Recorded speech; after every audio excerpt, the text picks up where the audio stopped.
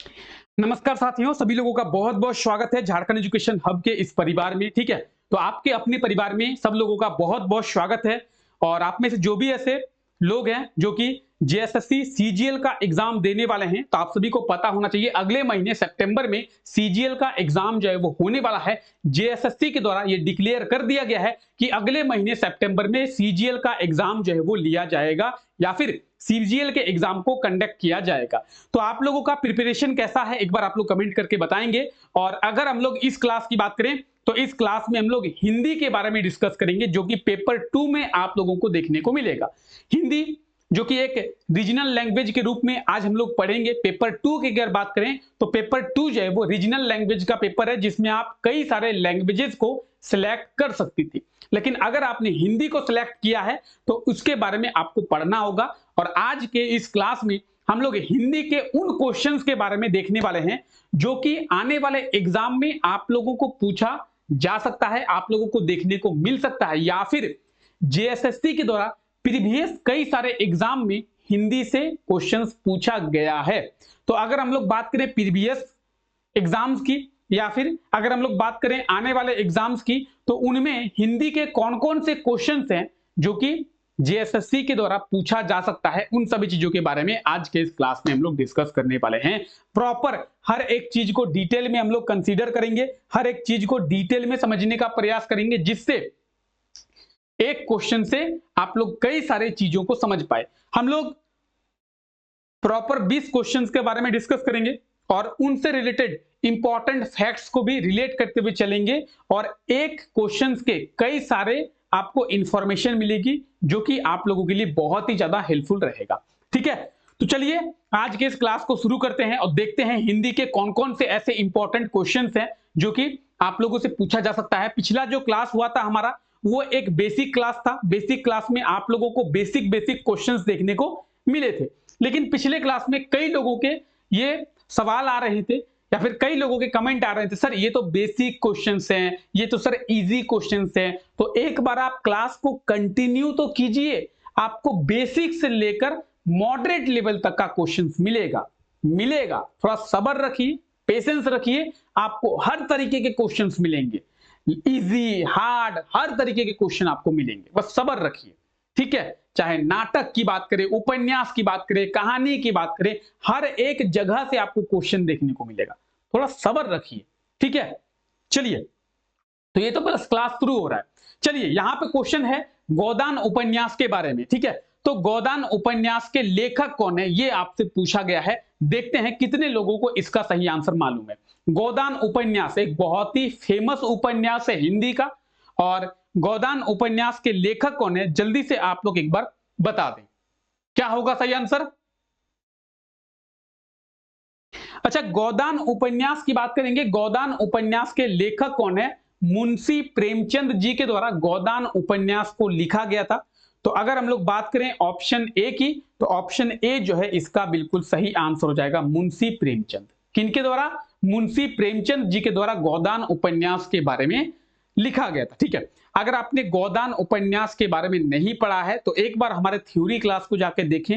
Theory class में गोदान उपन्यास के बारे में आप लोगों को डिटेल में बताया गया है, उसके लेखक कौन है, कब लिखा गया है, उसके पात्र कौन है, कहानी क्या है, सभी चीजें आप लोगों को थ्योरी क्लास में डिटेल में बताई जा चुकी है। ठीक है, गोदान उपन्यास की बात करेंगे तो ये आप मुंशी प्रेमचंद की गोदान उपन्यास को देख सकते हैं।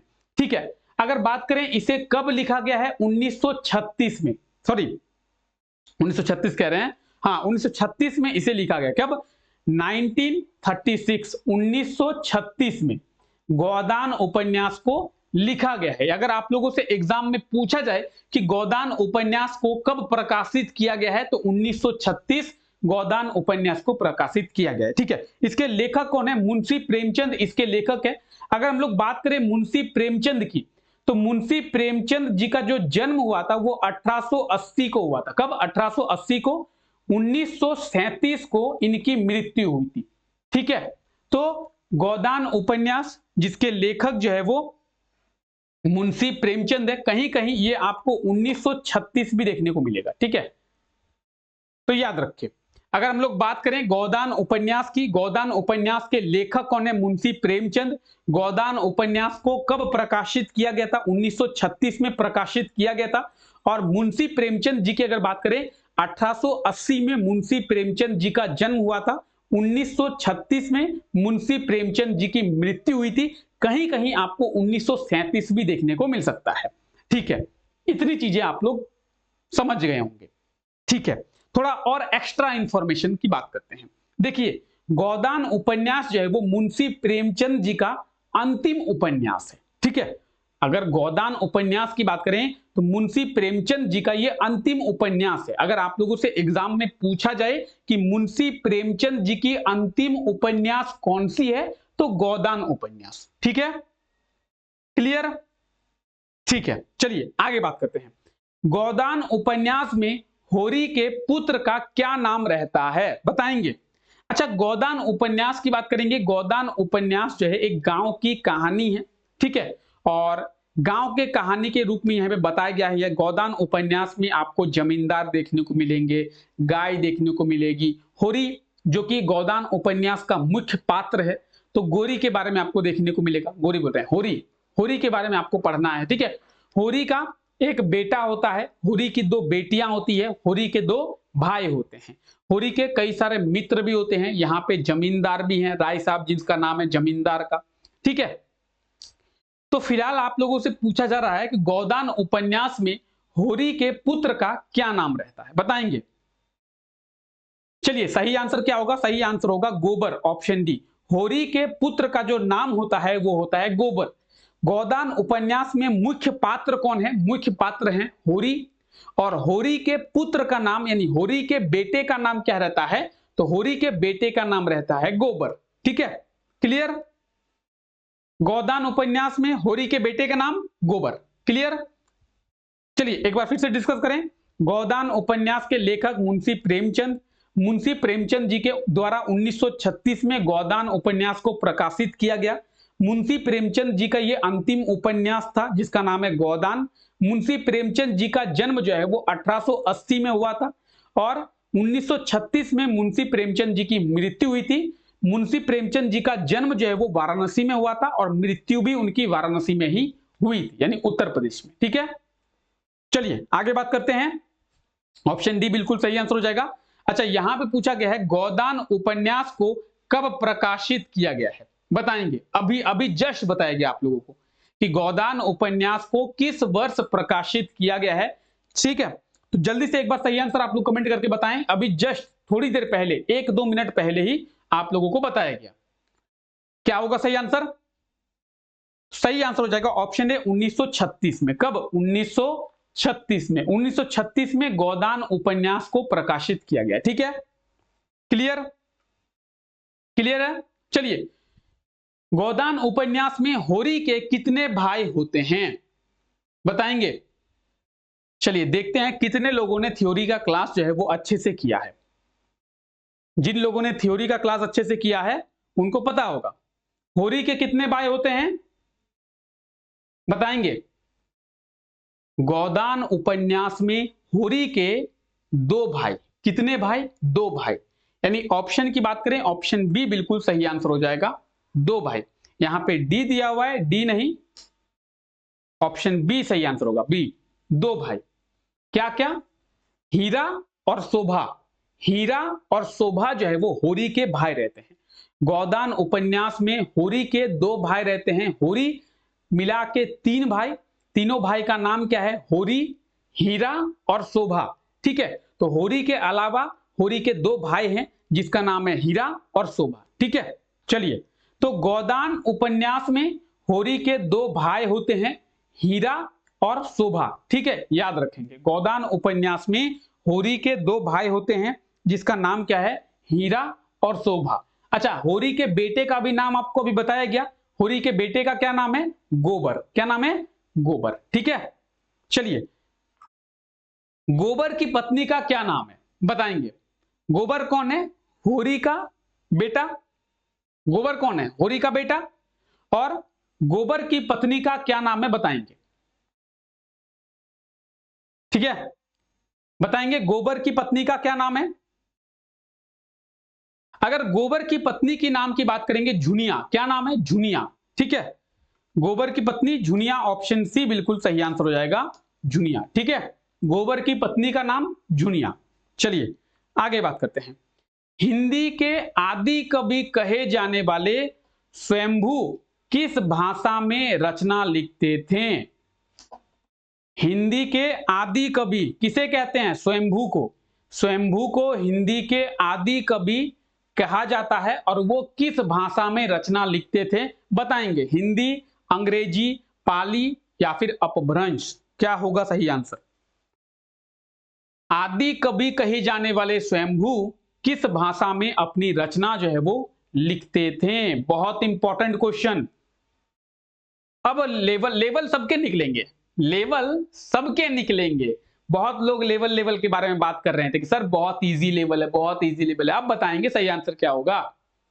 लेवल सबके निकलेंगे, तो सही आंसर क्या होगा? सही आंसर होगा इसका अपभ्रंश। क्या होगा? अपभ्रंश। अच्छा, यहां से एक और चीज आपको पता चल रही है क्या? हिंदी के आदि कवि किसे कहा जाता है? स्वयंभू को। हिंदी का आदि कवि किसे कहा जाता है? स्वयंभू को। और स्वयंभू जो है वो अपभ्रंश भाषा में रचनाएं लिखते थे। अच्छा, भाषा याद है? संस्कृत के बाद कौन सी भाषा? पाली। पाली के बाद प्राकृत, प्राकृत के बाद अपभ्रंश, अपभ्रंश के बाद अवहट, अवहट के बाद प्राचीन हिंदी, प्राचीन हिंदी के बाद प्रारंभिक हिंदी। याद है? सभी को याद है? चलिए, तो ये आप स्वयंभू को देख सकते हैं, महापंडित इन्हें कहा जाता था और हिंदी के आदि कवि ये माने जाते हैं, ठीक है। तो हिंदी के आदि कवि स्वयंभू जो है वो किस भाषा में? अपभ्रंश भाषा में अपनी रचनाएं जो है वो लिखते थे, ठीक है। चलिए, क्लास अच्छा लग रहा है तो क्लास को लाइक करते चलें। चलिए आगे बात करते हैं। निम्न में से किस कवि को हिंदी का जातीय कवि कहा जाता है? बताएंगे। हिंदी का जातीय कवि किसे कहते हैं? अब निकलेंगे लेवल, लेवल सबके निकलेंगे। तो लेवल जो है वो निकल रहा है। हिंदी के जातीय कवि बताएंगे क्या होगा सही आंसर? हिंदी के आदि कवि स्वयंभू, हिंदी के जातीय कवि क्या होगा बताएंगे? सही आंसर क्या होगा? सही आंसर हो जाएगा इसका तुलसीदास। क्या होगा? तुलसीदास, ठीक है। हिंदी के जातीय कवि कौन? तुलसीदास। अच्छा, तुलसीदास के द्वारा क्या क्या लिखा गया है? तुलसीदास की बहुत सारी रचनाएं हैं, लेकिन मेजर मेजर जो है आपको क्या क्या? हनुमान चालीसा किसके द्वारा लिखा गया था? तुलसीदास के द्वारा। और रामचरितमानस किसके द्वारा लिखा गया था? तुलसीदास के द्वारा। एग्जाम में कई बार पूछा जा चुका है, रामचरितमानस किसकी रचना है? कवि तुलसीदास की। हनुमान चालीसा किसकी रचना है? कवि तुलसीदास की। याद रहेगा सभी को? सभी को याद रहेगा? हिंदी के जातीय कवि कौन? तुलसीदास। रामचरितमानस किसकी रचना है? तुलसीदास की रचना है। हनुमान चालीसा जिसे हम लोग पढ़ते हैं, जय हनुमान ज्ञान गुण सागर, जय कपीसति लोक उजागर, रामदूत अतुलित बलधामा, अंजनी पुत्र पवन सुत नामा, कहते हैं ना। तो उसी हनुमान चालीसा के रचयिता कौन है? तुलसीदास, ठीक है। तो ये आप तुलसीदास को देख रहे हैं। तुलसीदास जी की अगर बात करें तो जन्म जो है वो 11 अगस्त 1511 में और मृत्यु जो है वो 30 जुलाई 1623 को इनकी मृत्यु जो है वो हुई थी। तो याद रखें, इनका जन्म भी याद रखें, इनकी मृत्यु भी याद रखें। और हिंदी के जातीय कवि ये माने जाते हैं, ठीक है, तुलसीदास। इनका सबसे प्रसिद्ध रचना रामचरितमानस।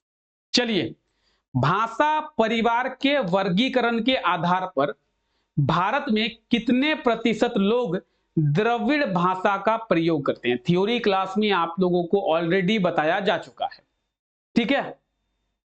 तो बताएंगे, भाषा परिवार के वर्गीकरण के आधार पर भारत में कितने प्रतिशत लोग जो है वो क्या द्रविड़ भाषाओं का उपयोग करते हैं? अच्छा, कई लोगों को तो द्रविड़ भाषाएं नहीं पता कि द्रविड़ किन भाषाओं को कहा जाता है, ठीक है। चलिए, तो इसीलिए कहा गया था कि पहले थ्योरी का क्लास कर लें। चलिए बताएंगे सही आंसर क्या होगा इनमें से? सही आंसर क्या होगा? Option B. बहुत ही प्यारा क्वेश्चन है और बी यानी 25% जो है इसका बिल्कुल सही आंसर हो जाएगा, 25%। चलिए आइए डिस्कस करते हैं। देखिए, हिंदी भाषा के 4 परिवार हैं। भारोपियो जिसे हिंदी यूरोपीय भाषा कहते हैं, द्रविड़, गाडविन और ऑस्टिन, ये हिंदी भाषा के 4 परिवार हैं। भारोपियो भाषा जिसे हिंदी यूरोपीय भाषा कहते हैं, द्रविड़ भाषा, गाडविन और ऑस्टिन। ठीक है, भारोपियो जो भाषा है वो भारत में लगभग 73% लोग बोलते हैं, जिसमें अंग्रेजी, हिंदी, रूसी और पंजाबी आता है। द्रविड़ भाषा 25% लोग द्रविड़ भाषा का इस्तेमाल करते हैं, कन्नड़, तमिल और मलयालम। ठीक है, कन्नड़, तमिल और मलयालम ये जो है वो द्रविड़ भाषा के परिवार है। ठीक है, अच्छा अगर आपसे पूछा जाए कि किस भाषा का इस्तेमाल भारत में सबसे कम किया जाता है, हिंदी भाषा के वर्गीकरण के आधार पर किस भाषा का इस्तेमाल सबसे कम हमारे भारत में किया जाता है, तो ऑस्टिन। क्या? ऑस्टिन 0.7% देख सकते हैं। ठीक है, क्लियर? चलिए आगे बढ़ें। आइए, अपभ्रंश भाषा का विकास किस भाषा से हुआ है, बताएंगे। अपभ्रंश भाषा का जो विकास है वो किस भाषा से हुआ है? प्राचीन हिंदी से, प्रारंभिक हिंदी से, पाली से या फिर प्राकृत से? बताएंगे सही आंसर क्या होगा। चलिए, बहुत ही प्यारा क्वेश्चन है और बहुत ही महत्वपूर्ण क्वेश्चन भी है। एग्जाम में पूछ जाने की पूरी संभावनाएं जो है वो दिखाई देती है। ठीक है, तो देखिए आइए समझते हैं।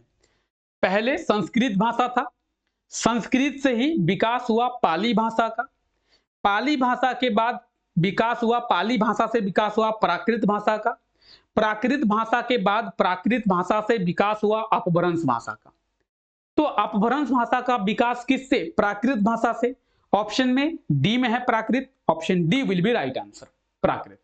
ठीक है, चलिए आइए देखते हैं। संस्कृत भाषा की बात करेंगे। संस्कृत भाषा से पाली भाषा का विकास हुआ, पाली भाषा से प्राकृत भाषा का विकास हुआ, प्राकृत भाषा से अपभ्रंश भाषा का विकास हुआ, अपभ्रंश से आप देखेंगे अवहट भाषा, अवहट के बाद प्राचीन हिंदी और प्राचीन हिंदी के बाद प्रारंभिक हिंदी का विकास हुआ। ठीक है, तो इस तरीके से भाषाओं का विकास हुआ।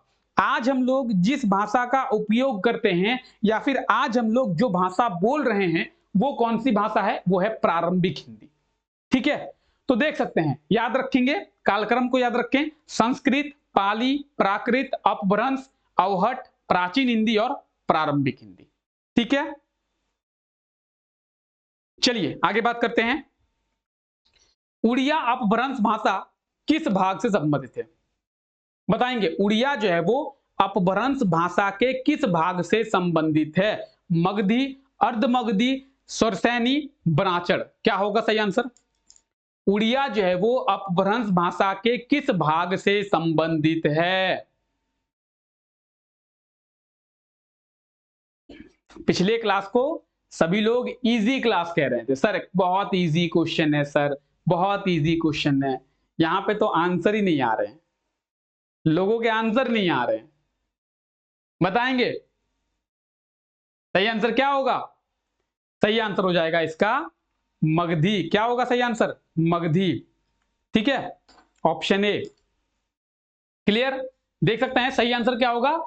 मगधी। ठीक है, आइए डिस्कस करते हैं। देखिए, अगर बात करेंगे हम लोग सिरसैनी की, तो सिरसैनी में गुजराती, राजस्थानी, पश्चिमी हिंदी, अर्धमगधी में पूर्वी हिंदी, छत्तीसगढ़ी, अवधी और बघेली, मगधी में बिहारी, बंगाली और उड़िया। तो आप लोगों से पूछा क्या गया था? उड़िया। उड़िया किस भाषा में? मगधी।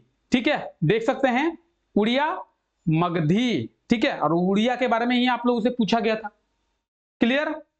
आइए, लोगों के द्वारा सबसे पहले किस भाषा का उपयोग किया गया? बताएंगे।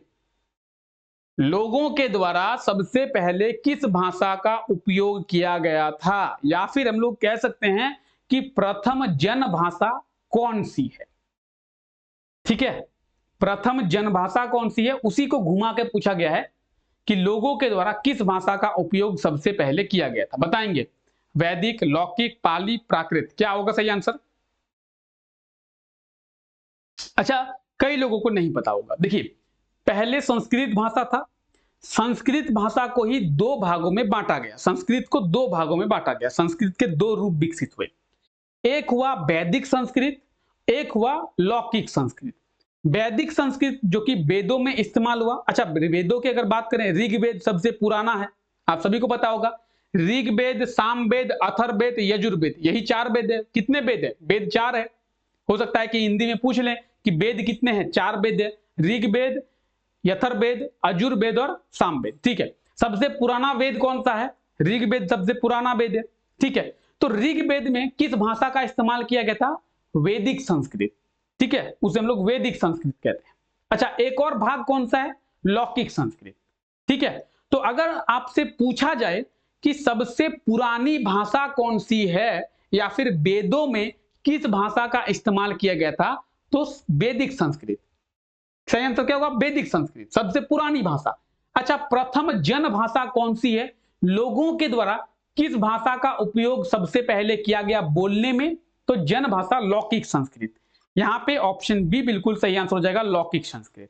ठीक है, याद रहेगा सभी को, लौकिक संस्कृत बिल्कुल सही आंसर हो जाएगा। आइए थोड़ा और डिटेल में डिस्कस करते हैं। अगर बात करें संस्कृत की, क्या हो रहा है यार, संस्कृत की बात करें, संस्कृत को 2 भागों में बांटा गया। एक है वैदिक संस्कृत, दूसरा है लौकिक संस्कृत। देख सकते हैं, एक हो गया वैदिक संस्कृत, दूसरा हो गया लौकिक संस्कृत। ठीक है, अगर सबसे प्राचीनतम भाषा की बात करेंगे, सबसे पुरानी भाषा कौन सी है? वैदिक भाषा। वेदों में किस भाषा का इस्तेमाल किया गया था? वैदिक भाषा का या फिर वैदिक संस्कृत का। ठीक है, अगर प्रथम जन भाषा की बात करें लोगों के द्वारा लौकिक संस्कृत। ठीक है, याद रहेगा सभी को? सभी को याद रहेगा? चलिए आइए आगे बढ़ते हैं। वाल्मीकि का अवतार जो है वो किस कवि को माना जाता है? वाल्मीकि जो कि रामायण के रचनाकार हैं। रामायण के रचनाकार कौन है? वाल्मीकि। ठीक है, तो महर्षि वाल्मीकि के अवतार किसे माना जाता है? बताएंगे। निम्न में से किस कवि को महर्षि वाल्मीकि का अवतार माना जाता है? बहुत इंपॉर्टेंट क्वेश्चन। निम्न में से किस कवि को महर्षि वाल्मीकि का अवतार जो है वो माना जाता है? क्या होगा? लेवल निकल रहे हैं क्या? चलिए, सही आंसर हो जाएगा ऑप्शन बी, तुलसीदास। ठीक है, तो आपको थ्योरी वाले क्लास में बताया भी गया है कि तुलसीदास को महर्षि वाल्मीकि का अवतार जो है वो माना जाता है। ठीक है, चलिए, तो एक तरफ आप महर्षि वाल्मीकि को देख रहे हैं, एक तरफ आप देख रहे हैं तुलसीदास को। महर्षि वाल्मीकि जिनके द्वारा जो है वो रामायण की रचना की गई थी, तो उनका अवतार जो है वो तुलसीदास को माना जाता है। ठीक है, चलिए आगे बात करते हैं। ध्रुव स्वामिनी किसकी रचना है? ध्रुव स्वामिनी बताएंगे। ध्रुव स्वामिनी किसकी रचना है? नाटक है, इसके बारे में आपको पढ़ना भी है, ध्रुव स्वामिनी के बारे में। ध्रुव स्वामिनी में आपको कई सारे पात्र देखने को मिलेंगे, जो कि महादेवी ध्रुव स्वामिनी है। ठीक है, रामगुप्त है, कुमार चंद्रगुप्त है, कुमार रामगुप्त है, अमात्य है, तो कई सारे आपको पात्र देखने को मिलेंगे। ठीक है, जब आप ध्रुव स्वामिनी के बारे में पढ़ेंगे तो। फिलहाल अभी आपसे पूछा जा रहा है कि ध्रुव स्वामिनी किसकी रचना है, यानी ध्रुव स्वामिनी के रचनाकार कौन है, ध्रुव स्वामिनी के लेखक कौन है, बताएंगे। ध्रुव स्वामिनी के लेखक की अगर बात करें तो क्या होगा सही आंसर? जयशंकर प्रसाद। कवि जयशंकर प्रसाद की रचना है ध्रुव स्वामिनी। ये आप देख सकते हैं ध्रुव स्वामिनी। ठीक है, बहुत ही अच्छी ये रचना है और इस रचना में इतिहास के बारे में बताया गया है। ठीक है, तो इस रचना के बारे में आप पढ़ सकते हैं। ठीक है, इस रचना के मुख्य पात्र कौन है? महादेवी ध्रुव स्वामिनी जो है इस रचना के मुख्य पात्र हैं। ठीक है, समुद्रगुप्त का आप लोग नाम सुने होंगे। ठीक है, अगर आप लोग इतिहास पढ़े होंगे तो आप इतिहास में समुद्रगुप्त का नाम पढ़े होंगे। समुद्रगुप्त के 2 पुत्र होते हैं, 2 बेटे होते हैं, जिनका नाम है कुमार चंद्रगुप्त और कुमार रामगुप्त। ठीक है, तो उन्हीं के बारे में ये रचना है, कुमार चंद्रगुप्त, कुमार रामगुप्त, ध्रुव स्वामिनी, और उनके सेनापति कौन है? अमात्य। ठीक है, तो ध्रुव स्वामिनी किसकी रचना है? ध्रुव स्वामिनी रचना है जयशंकर प्रसाद की। ठीक है, चलिए, आधे अधूरे नाटक के रचनाकार कौन है, बताएंगे। एक नाटक है आधे अधूरे, और आधे अधूरे नाटक के रचनाकार कौन है, ये आप लोग बताएंगे। बहुत इंपॉर्टेंट नाटक है ये, बहुत महत्वपूर्ण नाटक है, आपको पढ़ना भी है। अगर आप सिलेबस देखेंगे तो सिलेबस में आपके दिया हुआ है आधे अधूरे नाटक के बारे में, ठीक है। तो आधे अधूरे नाटक के रचनाकार कौन है, ये एक बार आप लोग बता देंगे कमेंट करके। देखते हैं कितने लोगों को पता है आधे अधूरे नाटक के बारे में।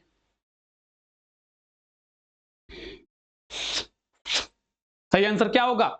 सही आंसर हो जाएगा मोहन राकेश। क्या होगा? मोहन राकेश, यानी ऑप्शन बी बिल्कुल सही आंसर हो जाएगा, मोहन राकेश। ठीक है, आधे अधूरे नाटक, तो ये आप आधे अधूरे नाटक देख रहे हैं और आधे अधूरे नाटक के लेखक कौन है? मोहन राकेश जो है वो आधे अधूरे नाटक के लेखक हैं। ठीक है, चलिए आगे बात करते हैं। राग दरबारी उपन्यास के लेखक कौन है? राग दरबारी बताएंगे। तो धीरे धीरे आप लोगों का लेवल जो है वो निकलेगा। ये तो दूसरा क्लास है, इसके बाद कल क्लास होगी, कल थोड़े और मॉडरेट क्वेश्चंस आप लोगों को देखने मिलेंगे। तो जैसे जैसे क्लास आगे बढ़ेगी क्वेश्चंस का लेवल भी आप लोगों को आगे बढ़ता हुआ देखने को मिलेगा। तो हम लोग इजी से शुरू किए हैं और एडवांस तक जाएंगे, एकदम इजी से लेकर एडवांस लेवल तक जाएंगे और एग्जाम में 100 में से 100 क्वेश्चन को सही करेंगे। ठीक है, राग दरबारी उपन्यास के लेखक कौन है? क्या होगा सही आंसर? तो श्रीलाल शुक्ल। ठीक है, श्रीलाल शुक्ल। तो ये आप देख सकते हैं राग दरबारी। ठीक है, और राग दरबारी जो उपन्यास है उसके लेखक कौन है? श्रीलाल शुक्ल जो है वो राग दरबारी उपन्यास के लेखक है। ठीक है, चलिए, मेला आंचल उपन्यास की कहानी किस राज्य की है? अच्छा, आप लोगों ने मेला आंचल के बारे में पढ़ा है क्या?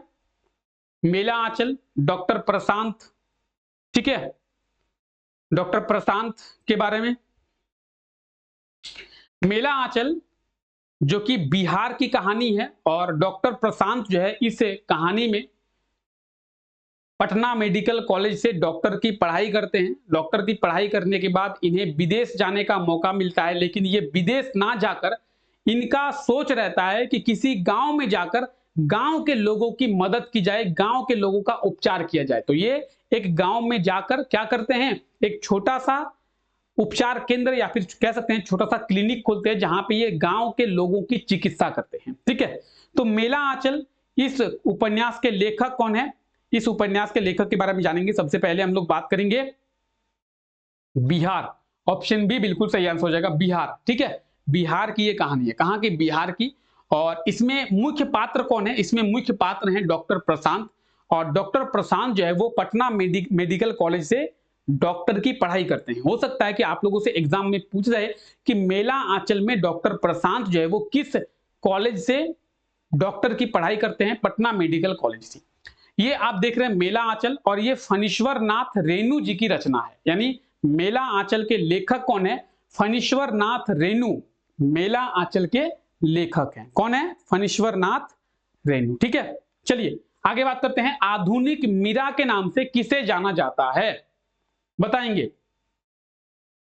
आधुनिक मीरा के नाम से किस कवि को जाना जाता है? भारतेंदु हरिश्चंद्र, प्रेमचंद, महादेवी वर्मा या फिर विद्यापति?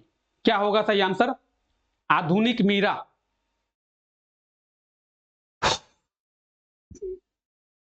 सही आंसर होगा महादेवी वर्मा। ठीक है, यह है महादेवी वर्मा, और महादेवी वर्मा को आधुनिक मीरा के नाम से जाना जाता है। ठीक है, तो अगर क्वेश्चन की बात करें ऑप्शन सी बिल्कुल सही आंसर हो जाएगा। ठीक है, चलिए आगे बात करते हैं। संविधान निर्माताओं के द्वारा संविधान निर्माण के समय हिंदी को संविधान में शामिल किया गया था या नहीं? बताएंगे। संविधान निर्माताओं ने जब भारतीय संविधान का निर्माण किया था उस समय क्या हिंदी को संविधान में शामिल किया गया था? हां किया गया था, नहीं नहीं किया गया था, पता नहीं है, या फिर ऑप्शन में इसको कोई भी सही आंसर नहीं होगा। बताएंगे क्या होगा सही आंसर?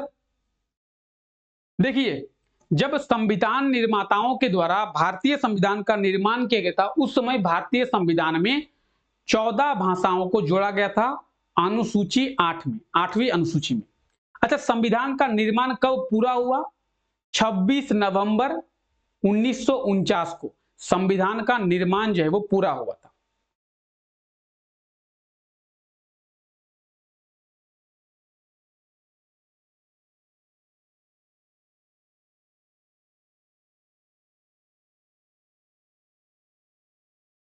ठीक है, आप देखेंगे पहले लिखा हुआ है 26 नवंबर 1949 को भारतीय संविधान का क्या हुआ था? भारतीय संविधान को अंगीकृत किया हुआ था। अंगीकृत किया गया था, भारतीय संविधान जो है वो पूरा हो गया था और भारतीय संविधान को स्वीकार किया गया कि हाँ, भारतीय संविधान को हम लोग अपनाएंगे। भारतीय संविधान के निर्माण में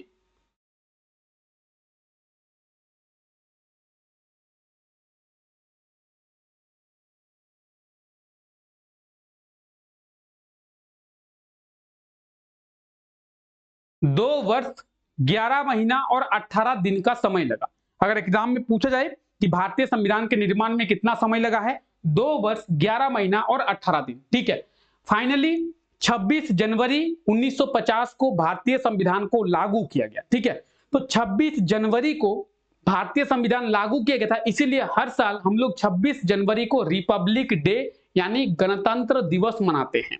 ठीक है, 26 नवंबर को भारतीय संविधान को अंगीकृत किया गया था, भारतीय संविधान को स्वीकार किया गया था, इसीलिए 26 नवंबर को हम लोग संविधान दिवस यानी कॉन्स्टिट्यूशन डे के रूप में मनाते हैं।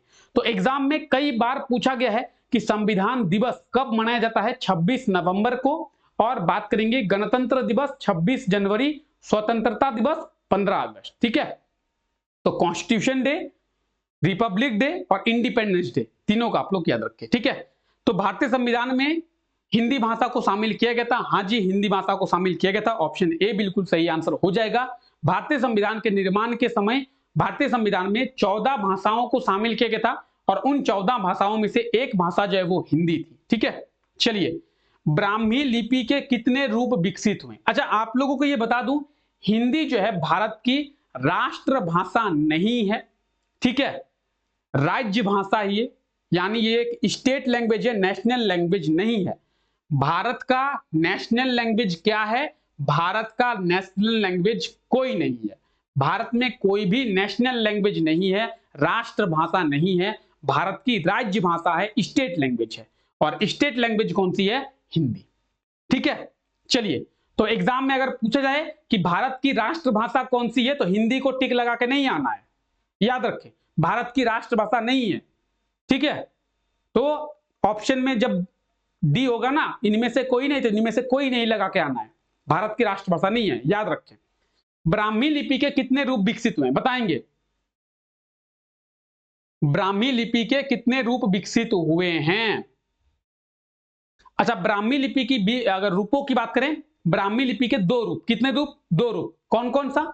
उत्तरी ब्राह्मी, दक्षिणी ब्राह्मी। ठीक है, ऑप्शन की बात करें, ऑप्शन बी बिल्कुल सही आंसर हो जाएगा। ब्राह्मी लिपि के, इनका कलर चेंज कर लेते हैं, 2 रूप विकसित हुए हैं। कितने? 2। कौन कौन? ये ब्राह्मी लिपि आप देख रहे हैं, ब्राह्मी लिपि के 2 रूप, उत्तरी ब्राह्मी और दक्षिणी ब्राह्मी। ठीक है, चलिए आगे बढ़ते हैं। यह है आज का हमारा लास्ट क्वेश्चन। बुद्ध धर्म के उपदेश किस भाषा में दिए गए हैं बताएंगे? भगवान गौतम बुद्ध की अगर बात करें तो गौतम बुद्ध ने अपने उपदेश जो है वो किस भाषा में दिए हैं, या फिर भगवान गौतम बुद्ध ने किस भाषा का उपयोग किया है बताएंगे? बुद्ध धर्म के उपदेश जो है वो किस भाषा में दिए गए हैं? सही आंसर क्या होगा? सही आंसर हो जाएगा ऑप्शन बी, पाली भाषा। बुद्ध धर्म की बात करें तो पाली, और जैन धर्म की बात करें तो प्राकृत, याद रखना है। बुद्ध धर्म की बात जब भी की जाए तो पाली भाषा, जैन धर्म की जब भी बात करें तो प्राकृत। यहां पे जैन धर्म की बात की गई है तो यहां पे प्राकृत, और यहां पे बुद्ध धर्म की बात की गई है तो पाली भाषा, याद रखिए। ठीक है, जैन धर्म प्राकृत भाषा, बुद्ध धर्म की बात की जाए तो बौद्ध धर्म की जो भाषा है वो है पाली। ठीक है, भगवान गौतम बुद्ध ने पाली भाषा में अपने उपदेश जो है वो दिए हैं। ठीक है, क्लियर है? ठीक है, क्लियर। तो इसी तरीके से रोजाना सुबह 9 बजे मेरे साथ जुड़े इस क्लास में, जहां पर हम लोग हिंदी के बहुत ही इंपॉर्टेंट क्वेश्चंस को देखते हैं जो कि एग्जाम में आप लोगों से पूछा जा सकता है। फिलहाल आज के इस क्लास को यहीं तक रखते हैं। आई होप तो कि आज का ये क्लास आप लोगों को अच्छा लगा और क्लास में हिंदी के बारे में आप बहुत से चीजों को समझ पाए होंगे। ठीक है, तो चलिए फिलहाल आज के इस क्लास को यहीं तक रखते हैं, मिलते हैं आप लोगों से नेक्स्ट क्लास में, तब तक के लिए thank you, take care, bye bye.